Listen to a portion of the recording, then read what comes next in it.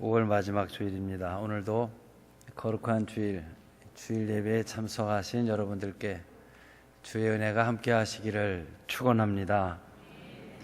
대체로 신약 성경에서는 이 성령에 대해서 세 가지로 사역을 나누어 말할 수 있습니다.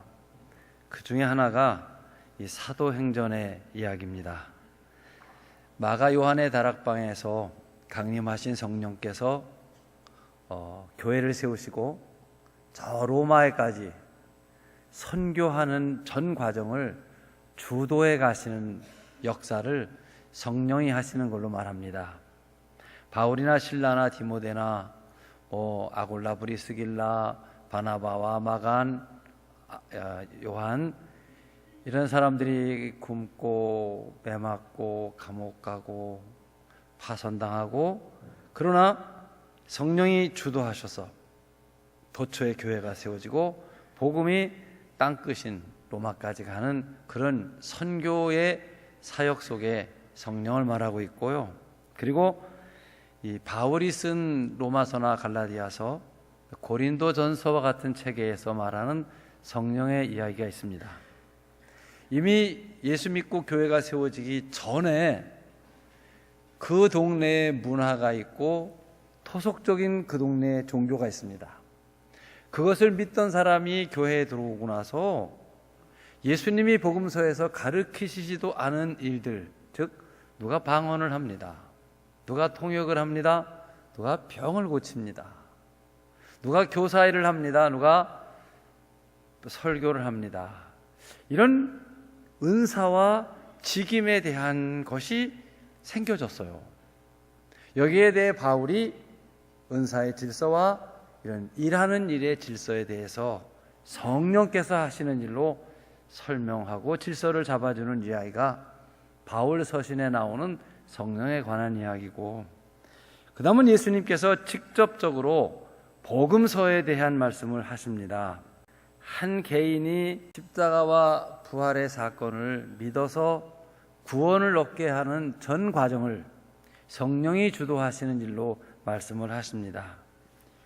요한복음은 개인 구원에 대해서 가장 잘 설명해 주는 곳인데, 특별히 요한복음 3장을 보면 당시에 지식인이고 사회적으로 국회의원이란 직위를 가진 분이 밤에 예수를 찾아와 이 구원에 대해 사모하는 마음을 갖고, 선생님 어떻게 해야 구원을 얻을 수 있겠습니까? 예수님께서 성령으로 거듭나야 한다. 거듭나지 아니하면 하나님 나라에 들어갈 수 없다. 하나님 나라에 들어가는 것야 구원인데 구원은 거듭나지 아니하면 안 된다. 여기에 거듭남을 주도하시는 분이 성령이십니다. 니고데모는 예수님의 이 설명을 듣고도 거듭남이 무엇을 말하는 것일까 이해 못했어요.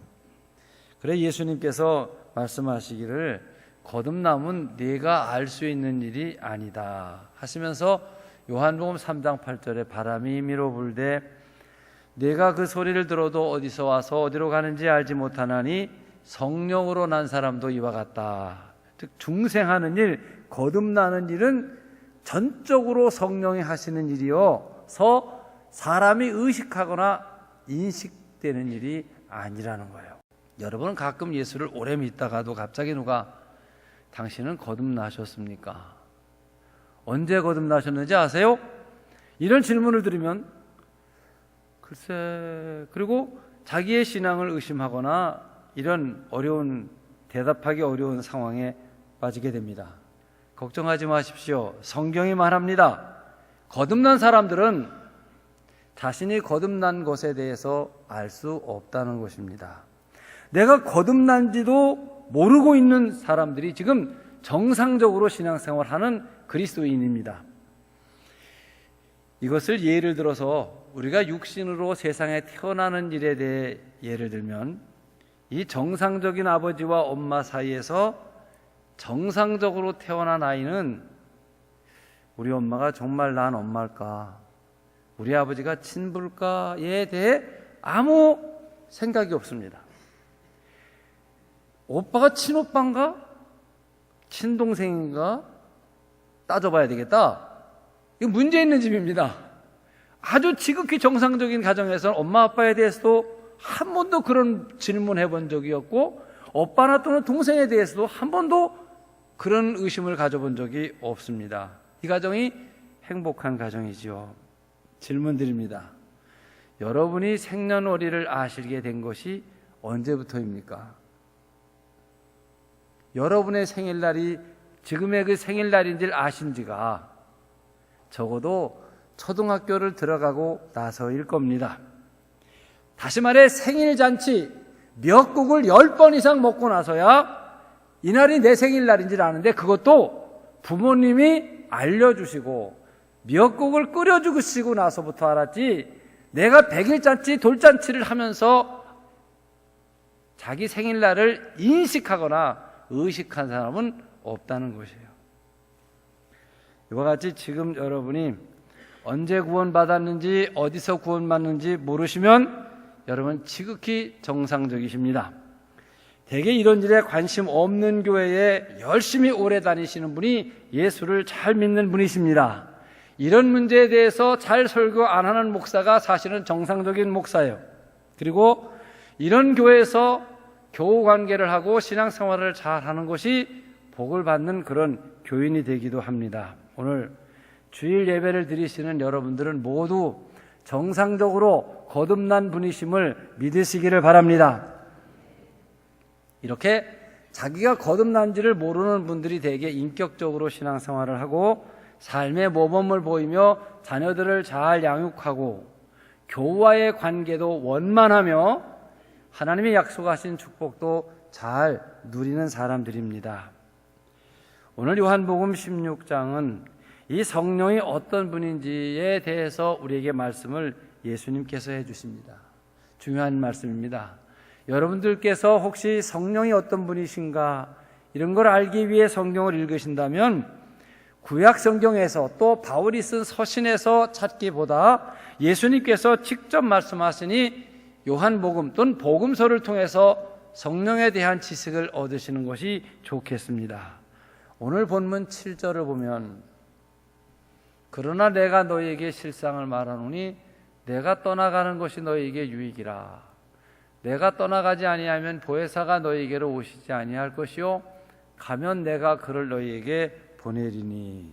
자, 저 말을 여러분 잘 들으시면 지금 예수님께서 떠나간다, 아버지께로 간다 하는 말은 십자가를 지시러 가신다는 말이에요.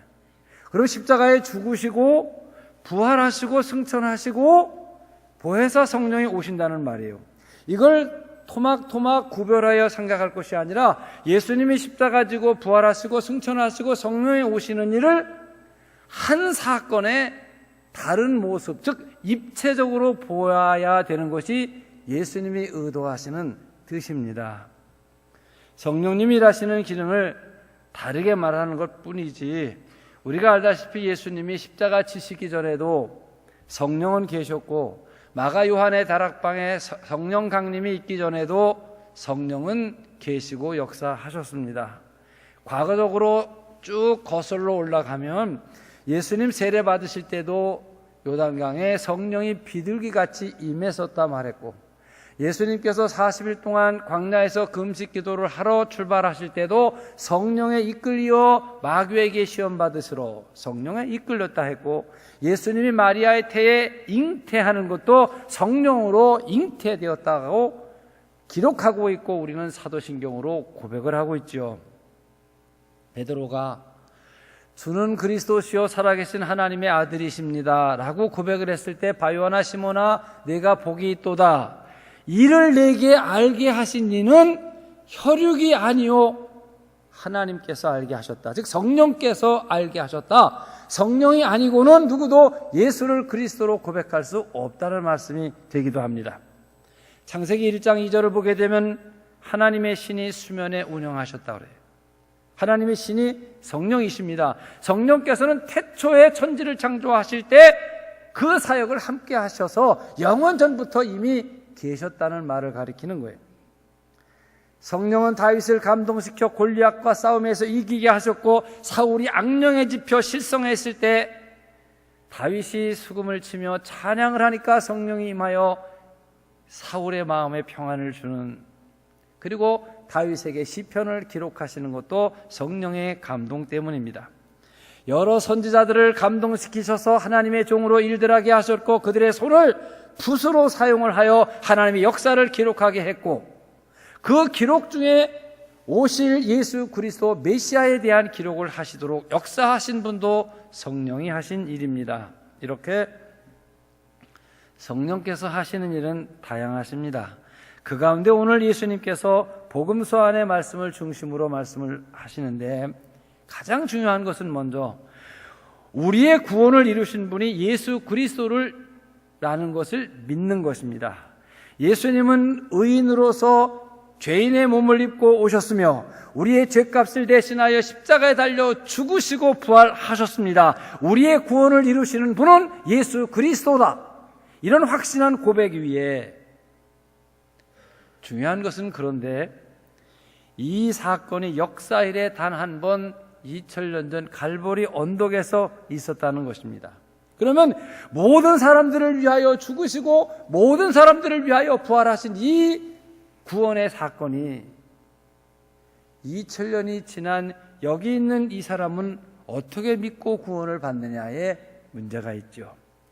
이것은 대단히 중요한 일입니다. 2000년 전 갈보리 언덕에서 죽고 부활하셔서 우리 모두의 구원을 이루셨는데 2000년이 지난 이 사람이 어떻게 십자가와 부활의 사실을 믿고 구원을 받을 수 있겠느냐. 이거를 여러분의 경우로 생각하시면 됩니다. 여러분들 중에 특별히 당대에, 즉 예수 안 믿던 시절이 있다가 예수를 믿고 지금 교회에 나오신 분들은 똑같은 이야기인데, 여러분들은 모두 샤머니즘적인 배경, 조상한테 제사를 지리는 것은 유교적인 배경, 초파일은 또 절에도 가고, 이런 우리 토속적인 종교의 문화 속에서 여러분은 사셨던 분들입니다. 사실 여러분 경험하듯이 한국에 있는 일반적 종교는 대개 비슷비슷하여 이 종교를 믿다 저 종교로 넘어가도 특별한 경계의 벽이 없습니다. 그래서 보세요 여러분, 불교에서 믿는 불상이 무당집에도 있습니다. 그렇죠? 무당이 부적을 써주고 구슬해 주듯이 절에서도 부적을 써주고 또 이 사주를 봐주기도 합니다. 그러니까 토종 비결을 하고 부적도 쓰고 굿도 하고 돼지 머리를 놓고 개업식이나 상랑식을 하여 절을 하기도 했다가, 그렇죠? 또 선왕당에 돌을 던진 경험도 있으시고, 궁합을 보거나 이사가는 날을 손 없는 날로 잡아보거나 다 여러분이 하셨던 분들이에요. 우리가 그게 미신이지, 미개했을 때나 우리가 하던 거지 하다가도 우리 집에 우환이 오래 지속되고 하는 일마다 되는 노릇이 없고, 그러면 언제 우리 주변에서 거기 용한 사람이 있는데 부적 한 장만 받아와도 다 해결된대, 아무개네도 그랬대, 때로는 가족 중심에서 동생 내 말 좀 들어, 고집 세우지 말고, 세상 혼자 사는 거 아니야, 절대자가 있어, 같이 가, 용한 무당 찾아가, 이런 일이 다 우리 듣던 평범한 이야기 아닙니까? 그런데 여러분, 우리 토속적 종교에서는 이 종교에서 이 종교로 넘어가고 또 다시 돌아가고 이런 경계가 없지만 그들이 기독교 안에 들어온 데는 선뜻 들어서질 못합니다. 이것은 기독교와 한국 토속 종교와 분명한 경계의 금이 있기 때문이죠. 이것은 토속적인 종교와 근본적 다르기 때문이고, 저들이 교회 오는 것을 두려워하기 때문이며, 종교를 바꾸게 되면 먼저 믿던 신이 나한테 해코자 하지 않겠느냐는 두려움 때문에 선뜻 교회에 들어오지 못합니다. 여러분도 마찬가지실 거예요. 이 한국의 문화와 풍습, 일반적인 한국 종교를 다 겪어보셨어요. 그러던 중에 여러분의 가족 중에 누구 한 사람이 교회를 나와요. 그러면 나머지 가족들이 핍박을 해요. 못 살게 굴어요. 교회 가는 걸 흠집 잡아. 그러다가 10년, 20년이 지나면 애들이 교회 나오고 남편이 교회 나오고 어떻게 하다 보니까 가족 전체가 다 기독교인이 되어져 있어요. 그런데도 또 완고하고 보수적인 사람은 자기 마음속에 동양 사상을 고집을 하고 왜 서양 사람 종교를 믿느니? 왜 십자가에서 죽은 예수와 부활을 나한테 얘기를 하느냐? 2000년 전 죽은 예수하고 나하고 무슨 상관이 있다고 그래? 나는 상관없어. 이렇게 고집을 세우기도 합니다. 자, 여러분, 이 선입견과 편견에 사로잡혀 하나님께 대해서 장님된 사람, 어떻게 해야 그 사람을 믿고 구원받게 할 수 있겠습니까? 이미 구원받고 교회를 나오는 입장에서 그 완고한 가족을 볼 때 참으로 안타까워요. 그야말로 울어도 안 되고 힘써도 아니고 안 되고 돈으로도 안 돼. 구원은 불가능한 것입니다. 그런데 어느 날 그 완고한 사람이 예수님이 죽으신 이유, 예수님이 부활한 일을 그리스도의 이 구원의 도를 깨닫고 그 십자가에 죽은 예수의 사건이 자기와 관계가 있다는 생각을 갖게 됩니다. 그리고 내가 교회를 나가게 된 것이 오늘 내 의지로 교회 나오는 게 아니라 오래전에 하나님의 계획이 있고 섭리와 인도하심 속에 내가 예수를 믿고 교회 나오게 되었구나라고 생각을 합니다. 지금까지도 너무 신비로워 설명할 수 없는 것이 내가 예수 믿고 있는 사실이지요. 기적입니다. 신비한 일입니다. 그리고 언제부터인가 내가 믿었던 그 사상과 철학이나 삶의 방법과 문화를 하찮은 것으로 여기기 시작을 하고 내가 믿었던 옛날의 것들을 다 배신해버립니다. 사도 바울은 이런 표현할 때 내가 예수 믿는 것이 존귀하기 때문에 이전에 사랑했던 모든 것들을 배설물과 같이 버렸다. 이런 표현을 했습니다. 우리가 어린아이였을 때는 장난감 사달라고 울었어요. 장난감 때문에 오빠하고 싸웠어요. 그런데 지금 장성하고 보니까 왜 내가 끝까지 장난감 때문에 울고 발버둥을 쳤으며 그것 때문에 왜 동생을 때리고 오빠하고 싸웠나? 이와 같이 이전에 여러 가지 신앙이나 미신 같은 걸 믿던 사람이 신앙이 성숙해 갈수록 그런 것들이 다 하찮은 것이 되어 버려지게 됩니다. 이제는 십자가에 달린 예수를 내가 두둔합니다. 그리고 예수님 편이 됩니다. 예수를 자랑합니다. 누가 교회 비방만 하면 내가 멱살이라도 잡을 것처럼 교회를 변호하고 교회를 긍정하게 됩니다. 근데 중요한 게 있어요. 내가 언제부터 그렇게 됐는지 모르겠다는 겁니다. 내가 왜 이렇게 되었나? 분명 내 의지나 결단이나 선택이 아닙니다. 내 생애에 분명한 것은 이런 신비스러운 사건이 생겼습니다. 놀라운 일입니다. 성령께서는 예수 그리스도의 십자가의 죽음과 부활을 택한 사람들로 믿게 하십니다. 영적 장님 무지한 자의 눈에 비늘이 떨어지게 하고 영원한 세계와 신앙의 세계, 하나님의 창조와 능력의 세계를 바라보는 눈을 뜨여지게 해줍니다. 그러므로 성령이 아니고는 누구도 예수를 믿을 수 없습니다. 성령이 아니고는 누구를 하나님을 아버지라 예수를 구주로 고백할 수 없습니다. 예수를 구주로 고백하는 사람은 다 구원받은 사람이요 거듭난 사람들입니다. 사랑하는 성도 여러분, 여러분 모두는 성령으로 거듭난 분이심을 믿으시기를 바랍니다. 성령께서 예수 그리스도의 행하신 모든 사건들이 나한 사람을 위해서 하신 구원의 사건이구나, 이미 그렇게 긍정을 하고 살아오셨잖아요. 예수님은 나를 위해 십자가에 달려 죽으셨구나, 이것을 믿게 됩니다. 이런 사람들에게 대해 오늘 본문 8절은 그가 와서 죄에 대하여, 의에 대하여, 심판에 대하여 세상을 책망하시리라. 그 중에 죄에 대하여라는 9절에 저희가 나를 믿지 아니하며, 여기 저희란 말은 우리들이 믿기 이전에 우리들을 가리키고 저 사건 속 본문 속에서는 예수 밖에 세상의 사람들을 가리키는 말이겠죠. 즉 예수를 믿지 않고 살아가는 것이 하나님 앞에 죄인인 것을 몰랐다는 거예요. 누구나 십자가 사건을 알기 전까지는 잔인하게 사람 죽이는 걸, 큰 강도질하는 걸, 도둑질하는 것을 죄인이라 생각을 했고, 나는 사람을 죽이지 않았고 강도질도 않고 간음이나 도둑질을 안 했으니까 나는 착하게 산 사람이지, 다 이런 셈을 하면서 우리가 살아갑니다. 그런데 이제 성령이 임하고 내 심령이 열리니까 하나님 믿지 않고 예수님의 십자가의 사랑을 몰고 산 것이 큰 죄요, 허송세월을 하고 내가 살았구나. 한 걸음 나아가서 내가 죄 없는 예수를 십자가에 못 박았지, 그 예수님 죽으시는 그 현장에서 내가 못 박으라고 소리 지른 그 사람이 나였지, 이런 죄책감과 괴로운 생각까지도 갖게 되는 거예요. 성령께서 내 속에 강하게 역사하시니까 내가 의인을 죽였고 이것이 얼마나 큰 죄인지를 철저하게 깨닫게 해 주십니다. 사도행전 2장을 보면 성령 강림한 자리에서 베드로가 설교를 합니다. 처음엔 120명이 모였다가 베드로 설교가 끝나고 나니까 3,000명이 모이지 않았습니까? 그때 베드로 설교의 주제가 무엇이냐 하면 너희가 죄 없는 예수를 십자가에 죽였다, 회개하라, 이거였어요. 그랬더니 뜻밖에도 거기에 있는 수많은 사람들이 괴로워하며, 그러니 선생들아 우리가 어찌할꼬, 우리가 예수를 죽였으니 어떡할 것이냐, 너희 각각 회개하고 예수의 이름으로 세례를 받으라, 이렇게 말씀을 하십니다만,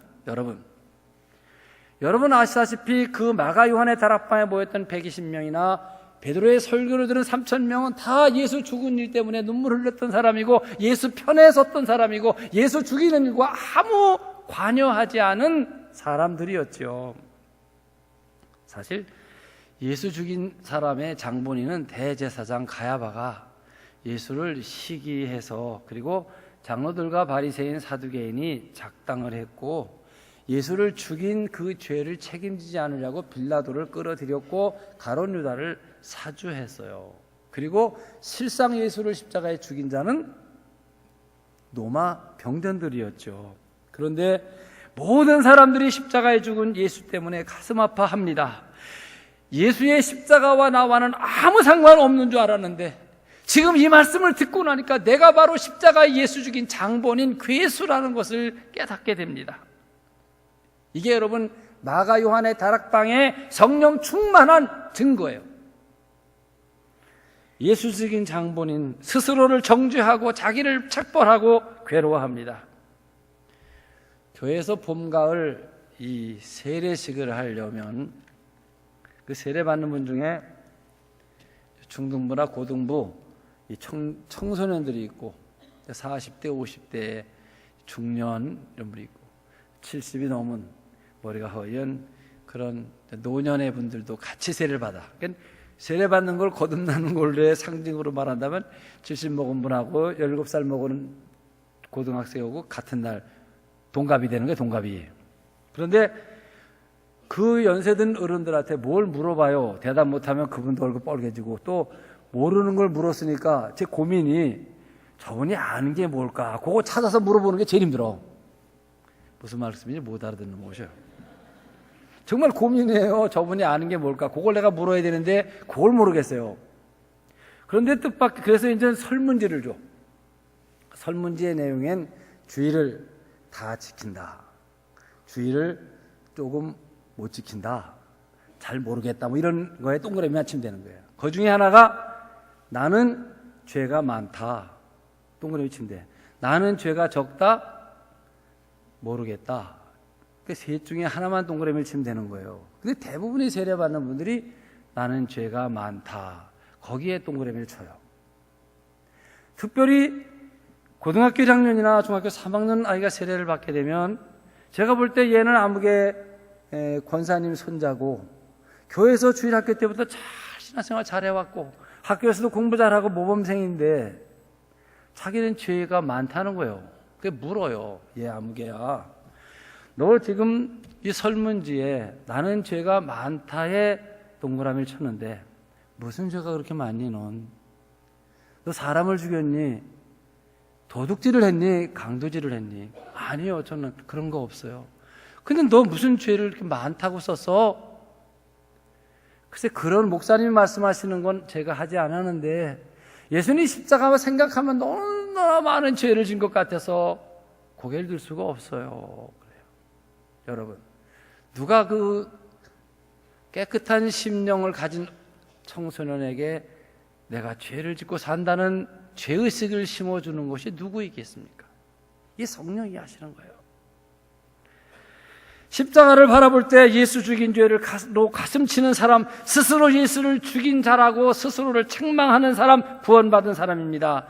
여러분, 이것은 아무리 설교를 잘하는 설교자도 그렇게 변화시킬 수가 없고, 아무리 연설 잘하는 웅병가도 어떤 돈이나 선물로 밥 사줘서 되는 일이 아닙니다. 누구도 그의 심령을 변화시킬 수가 없어요.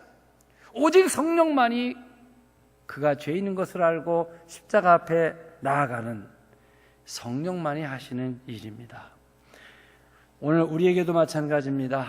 예수님의 십자가 2000년 전 사건이 아니고 바로 내가 지금 예수님 옆구리에 창질을 했고 잔혹하게 몹쓸 말로 예수를 저주했는데 주님께서 말씀을 하시기를, 아버지여, 저희의 죄를 용서해 주십시오. 저가 알지 못하고 하는 것입니다. 내가 너를 사랑하노라. 이 음성이 듣게 해주시는 분이 바로 성령이십니다. 이 십자가와 나와의 관계성, 내가 죄인인 것을 성령께서 판결해 주셔서 나를 책망하고 깨닫게 해 주시는 것입니다. 그래서 내 죄로 인하여 예수의 십자가와 함께 내가 죽고 예수와 함께 내가 부활하여 오늘을 삽니다. 이런 고백을 성령을 받은 사람만이 하는 것이죠. 여러분은 어떠십니까? 지금 제가 하는 말씀에 동의하시면 여러분은 성령 받으신 분들이에요.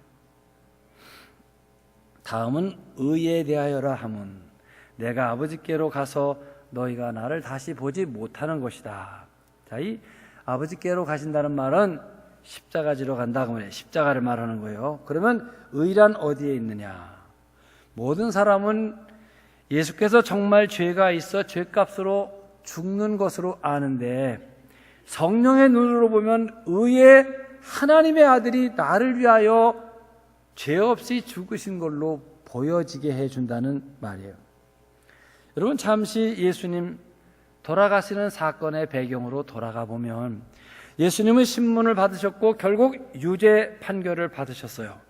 유대인들에게는 사악한 종교의 이단자로 취급을 받으셨고 로마 입장에서는 사회를 소란하게 하고 선동하는 정치범으로 보였어요. 그리고 그를 흉악범처럼 죽이기 위하여 강도들 둘 틈에 끼워 예수를 함께 죽이는 거예요. 그러니까 예수님은 인간의 적이요 하나님의 적이요 로마의 적으로 극악무도하게 죽음을 당하셨습니다. 예수님은 아무 변명이 없으셨어요. 예수의 십자가 앞에서 두 종류의 사람으로 나누어집니다. 정말 죄인이 죽었다, 잘 죽었다 하고 기뻐하는 사람들, 다시 의인이 죽었도다 슬퍼하면서 눈물을 흘리는 사람들. 사랑하는 성도 여러분, 이 십자가에 못 박혀 죽은 유대 청년이 하나님의 아들이었던 것을 여러분과 제게 확신시켜 주시는 분, 바로 성령이십니다. 성령을 보내신 것은 재판을 뒤엎고 예수님이 죄 없으신 의로운 분이심을 확증시켜 주시기 위해 성령이 일하시는 것입니다. 예수 그리스도는 참 진리요 참 의인 하나님의 아들이신 것을 성령이 증거합니다. 그러므로 이 세상의 모든 의의 기준이 예수님이십니다. 이 세상의 어떠한 것도 예수님 앞에서는 진리가 없습니다. 의가 아닙니다. 그래서 예수의 이름 앞에 세상 모든 이름이 무릎을 꿇어야 하는 것입니다. 우리 모두가 우리의 모든 죄를 버리고 주님 앞에 무릎 꿇는 것, 바로 성령의 인도하심을 순종하고 있는 것입니다. 마지막으로 11절 보면 심판에 관하여, 이것은 세상 사람이 세상 임금이 심판을 받았기 때문이다. 저기에 아마 세상 임금은 빌라도의 법정 또는 예수와 대적한 사람들을 가리키는 말일 건데요. 빌라도는 예수를 죄인으로 몰아서 십자가에 못 박았고, 제사장들은 이를 사주했고, 내용도 뜻도 모르는 사람들은 박수를 쳤습니다. 로마 병정들은 업무도 모르고 명령에 따라 업무적으로 예수를 십자가에 못 박고 창을 찔러 죽였습니다. 그런데 하나님의 재판은 그것이 아니었습니다. 빌라도는 의의 기준이 아니었습니다. 성령께서 우리 속에 강림하시니 심판의 의미를 새롭게 하십니다. 세상 임금 빌라도는 심판을 받았습니다. 빌라도가 아무리 판정을 해도 그것은 의와 불의의 판정이지 바른 판정이 아니었음을 성령께서 말씀해 주시는 거예요. 여러분, 이 재판 법정을 생각해 보세요.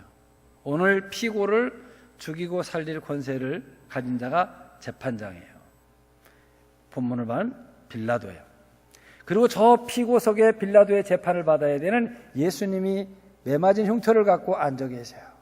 옆에는 원고인 대제사장 가야바가 무슨 죄를 졌다 막 고소를 합니다. 빌라도가 말합니다. 내가 너를 죽일 권세도 살릴 권세도 있는데 예수는 말이 없습니다. 이게 빌라도의 법정이에요. 그런데 성령이 임한 심령을 가진 사람의 눈으로 본 법정은 이 재판 법정 중심에 그리스도께서 계십니다. 빌라도가 피고석에 있고 성령이 말씀을 하십니다. 빌라도가 죄인이라 세상 죄 임금이 죽었다. 예수님이 재판장으로 승리하셨다. 이것을 성령이 우리에게 알려주시는 것입니다. 여러분, 예수의 부활도 마찬가지예요. 자, 빌라도의 법정의 최고 판결은 사람을 죽이는 일의 사형입니다. 지금도 법정 최고형은 사형이죠. 왜? 그리고 죽은 사람은 말이 없습니다. 이게 세상 법정의 끝이에요. 그러면 세상 법정의 권위로 죽인 예수가 부활했어요. 그러면 세상 법정은 어떻게 되는 거죠? 무의가 되어요. 무의라는 말은 그들이 한 모든 일이 없었던 것이 된다, 그 말이에요. 그렇잖아요. 마지막 최고형으로 죽였는데 죽은 사람이 살아났어요. 그러면 그 재판은 아무것도 아닌 우스갯 이야기가 되어버리고 마는 것이죠. 그런데 예수의 부활로 모든 것이 무의가 된 것을 깨닫게 하고 알게 해주시고 인도해 주시는 분인 성령이시라는 겁니다. 그러므로 여러분, 우리들도 마찬가지입니다. 우리들이 모두 욕심대로 살면 안 됩니다. 내가 좋은 대로 살면 안 됩니다. 성령이 옳고 그른 것을 알게 해주십니다. 우리가 성령의 지도를 떠나 죄를 지으면 빌라도 같이 되는 거예요. 성령의 판단을 따라 살아요. 이것이 성령의 사람으로 사는 것이죠. 회개한다는 것은 성령의 판단에 따라 순종하지 않고 산 것을 인정하는 것이 회개가 되죠. 언제나 성령의 사람이 되어야 합니다. 성령께서는 모든 사람의 행위의 잘잘못을 알려주십니다. 우리가 성령을 따라 살 때에만 자유로울 수 있고 아무 것에도 매이지 않는 것이죠. 왜냐하면 진리의 영이 우리 안에 계셔서 우리에게 바른 판단을 해주시기 때문입니다. 사랑하는 성도 여러분, 성령께서는 오늘도 여러분과 함께 하십니다. 그리고 매 순간마다 내가, 즉 여러분이 하나님의 백성, 하나님의 자녀인 것을 알게 해주시고 동시에 죄가 무엇인지, 의가 무엇인지, 심판이 무엇인지를 확실히 우리에게 알게 해주십니다. 그러므로 성령을 받은 사람들은 핍박 중에도 환난 중에도 또 혼미한 세상 중에도 흔들리지 않습니다. 왜냐하면 죄가 무엇인지, 의가 무엇인지, 심판이 무엇인지를 알고 사는 사람들이기 때문이죠. 이것은 성령께서 하시는 일 중에 가장 본질적인 것입니다. 사랑하는 성도 여러분, 오늘도 성령께서 여러분과 함께 하십니다. 성령의 인도함을 따라서 승리하시는 신앙생활 하시는 여러분들이 되시기를 축원합니다. 기도하겠습니다. 사랑하시는 주님, 말씀을 듣고 보니 우리가 신앙생활하는 전 과정이 성령으로 되어진 일입니다. 내 의지나 결단에서 되어진 것 아니고 성령의 인도하심입니다. 그러므로 하나님의 은혜입니다. 혼미한 세상을 살아가며 성령의 판단에 따라서 의가 무엇인지 죄가 무엇인지 심판이